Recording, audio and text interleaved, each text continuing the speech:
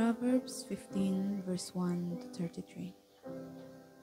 Ang malubay na sagot ay nakapapawi ng puot, ngunit ang mabigat na salita ay humihila ng galit. Ang dila ng pantas ay nagbabadya ng tuos ng kaalaman, ngunit ang bibig ng mga mangmang ay nagbubugso ng kamangmangan. Ang mga mata ng Panginoon ay nasa bawat dako, na nagbabantay sa masama at sa mabuti.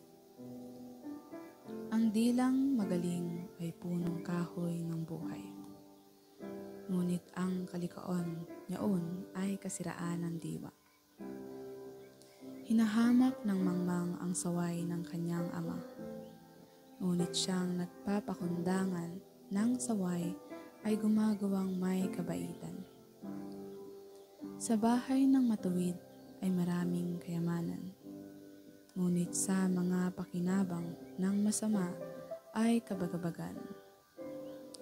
Ang mga labi ng pantas ay nagsasabog ng kaalaman, ngunit ang puso ng mangmang ay hindi gayon. Ang hain ng masama ay kasuklam-suklam sa Panginoon, ngunit ang dalangin ng matuwid ay kanyang kaluguran. Ang lakad ng masama ay kasuklam-suklam sa Panginoon, ngunit iniibig niya ang sumusunod sa katuwiran.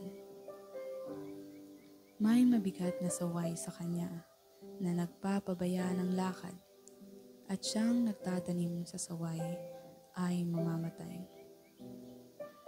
Siyol at kapahamakan ay nasa harap ng Panginoon. Gaano higit pa nga ang mga puso ng mga anak ng mga tao. Ayaw ang manglilibak na siya'y sawayin. Siya'y hindi paroroon sa pantas. Ang masayang puso ay nagpapasaya ng muka, ngunit ang kapanglawan ng puso ay nagbabagbag ng diwa.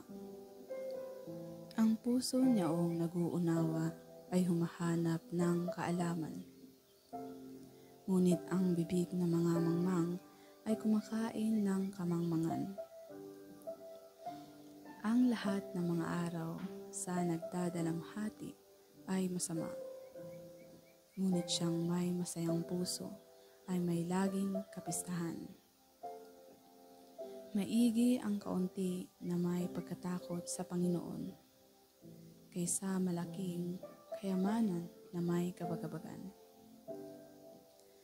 Maigi ang pagkaing gulay na may pag-ibig kaysa matabang baka at may pagtataniman. Ang mainiting tao ay humihila ng pagtatalo, ngunit siyang makupad sa galit ay pumapayapa ng kaalitan. Ang daan ng tamad ay gaya ng bakuran ng mga dawag, ngunit ang landas ng matuwid ay ginagawang maluwang na lansangan. Ang pantas na anak ay nagpapasaya ng ama, ngunit hinahamak ng mangmang ang kanyang ina. Ang kamangmangan ay kagalakan sa walang bait, ngunit pinatutuwid ng maalam ang kanyang lakad. Kung saan walang payo ay nagugulo ang mga panukala, ngunit sa karamihan ng mga tagapayo ay nangatatag. Ang tao ay may kagalakan sa sagot ng kanyang bibig, at ang salita sa ukol na panahon ay anong pagkabuti. Sa pantas ay paitaas ang daan ng buhay, upang kanyang mahiwalayan ang siyol sa ibaba. Bubunutin ng Panginoon ang bahay ng palalo, ngunit kanyang itatatag ang hangganan ng babaeng pao. Ang mga masamang katha ay kasuklam-suklam sa Panginoon, ngunit ang mga maligayang salita ay dalisay. Siyang sakim sa pakinabang ay bumabagabag ng kanyang sariling sambahayan. Ngunit siyang nagtatanim sa mga suhol ay mabubuhay.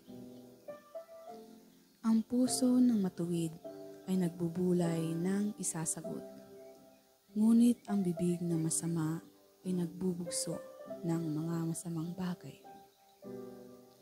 Ang Panginoon ay malayo sa masama, ngunit kanyang dinidinig ang dalangin ng matuwid. Ang liwanag ng mga mata ay nagpapagalak ng puso, at ang mabubuting balita ay nagpapataba ng mga buto. Ang taingang nakikinig sa saway ng buhay ay tatahan sa gitna ng pantas. Siyang tumatanggi sa saway ay humahamak sa kanyang sariling kaluluwa. Ngunit siyang nakikinig sa saway ay nagtatamo ng kaawaan.